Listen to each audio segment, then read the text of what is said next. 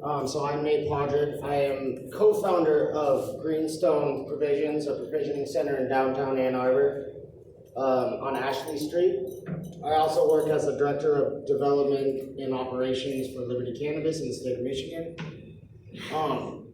It's great, really. I didn't know what to expect here either. It's great there's so many people out. I don't know what side of the vote a lot of people sit on, but it's nice to have this opportunity to kind of give perspective from the industry and how the modern cannabis industry really works and functions, and let you kind of decide and see a different view that maybe you have in your head or maybe gets discussed in the Board of Trustees meetings here. So I'm really glad that we can talk about this. And, we put a lot of care into how we design these buildings, our compliance, security, and how we operate and integrate into the local community. So it's good to kind of get that. That's not often thought of or discussed at the Board of Trustees meeting, so it's nice to kind of give that perspective to everybody.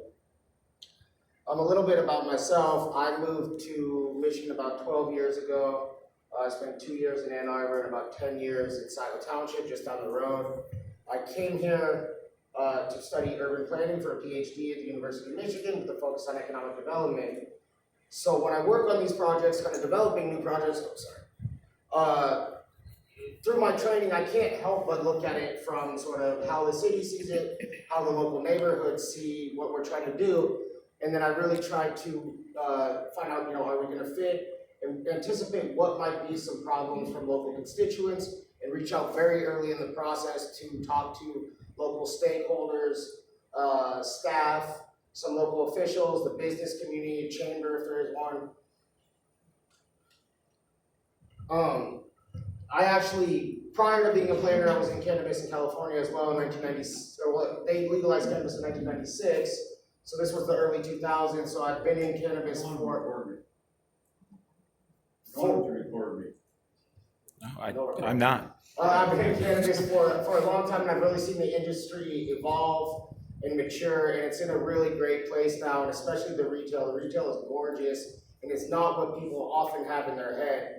So I've been asked to show a lot of images of retail and kind of talk through, our operating procedures so everybody can get an idea of, how we work. That said, I have worked in almost every facet of the industry over the years. So if there are questions related to other parts of the industry, I'd be more than happy to answer them at the end, but I'm mainly going to focus on retail right now. These are, I kind of touched on these, but these are the three sort of foundational pillars that we build and kind of guide our retail development. Compliance is so important. We have never had an infraction, major or minor, at the state level or local level. We go above and beyond what is asked of us in almost every area, and we think it's very important to do this. We have a great working relationship with the regulators at the state level. If there's a problem, we call them right away. We always get kudos for when they come and inspect that we're in the top percentile of having no problems at our place. As far as experience is referring to the customer experience, it's something we really, really care about. Bricks and mortar retail is not an easy business to be in regardless. It's really, really tough these days. Cannabis is a growing sector of it, but we don't take that for granted. We put a lot of effort into how we treat patients and how they come in and the care and kind of the time we spend with everybody.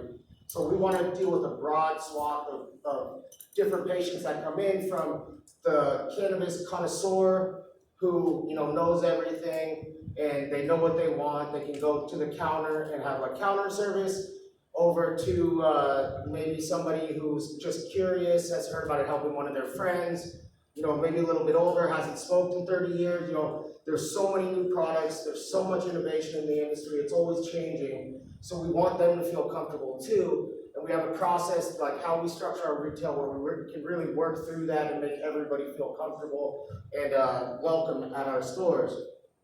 And then community for us starts with who we hire. We always hire locally, so we are from the community. We reach out to the local businesses. We care very much about the places that we work, and we always have programs and projects to give back to the community, which I'll touch on here at the end. So this is a Liberty store. This is in Rockville, Maryland. There's a couple things to notice here. One, it's dusk. It's well lit. As the sun goes down, the lights go up even higher. There's cameras that are a bit understated. You also notice a few things that aren't there. There are no neon flashing green lights. There are no neon crosses. There's no pot leaf painted on the side of the building. It doesn't even say cannabis on that side of the building. This could be a cafe, it could be a coffee shop, a yoga shop, a dentist's office. And that's our business model. We don't feel we need ostentatious signage. We want to fit in with our neighbors. We don't want to be a sore thumb and an eyesore to see in the community. Our business model is really, service and quality product at affordable prices. We do market, but when we do so, it's very targeted.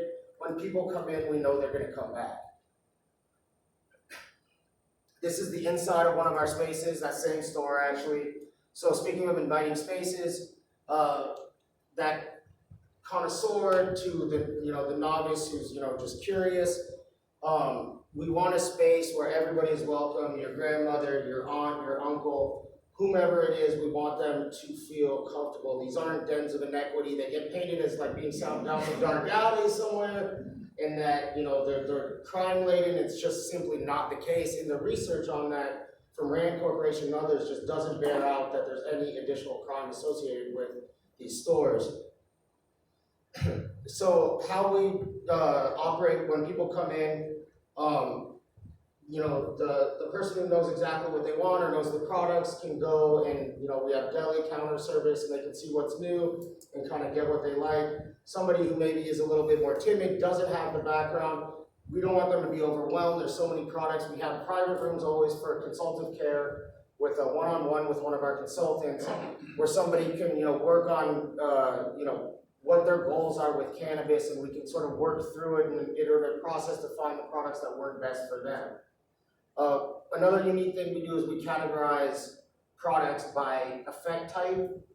We still have all these strains, but we have them categorized by effect. So when someone comes in who's new to it, they may not remember, it was a blueberry Urkel cross with something else as far as a dried flower strain. But they may remember it was in one of the blue containers, that's the Tranquility, and I like that, but maybe I want to try something that's a little bit more sedative for at night or energetic during the day, and it's a way to kind of easily process all of the products so people that are new to it can feel comfortable and kind of move through. I should say, in Ann Arbor, about 30% of our patients are over 65, and that number grows basically steady with every growth across all other demographics. So the experience, when you come into the store, you meet someone at the reception, you show your hard ID card and your corresponding state card, you get checked into the system, you are registered in the state system. It comes out, there are limits per day and per week, and we can see your limits, and we have to turn people away if we see that they purchased these things somewhere else.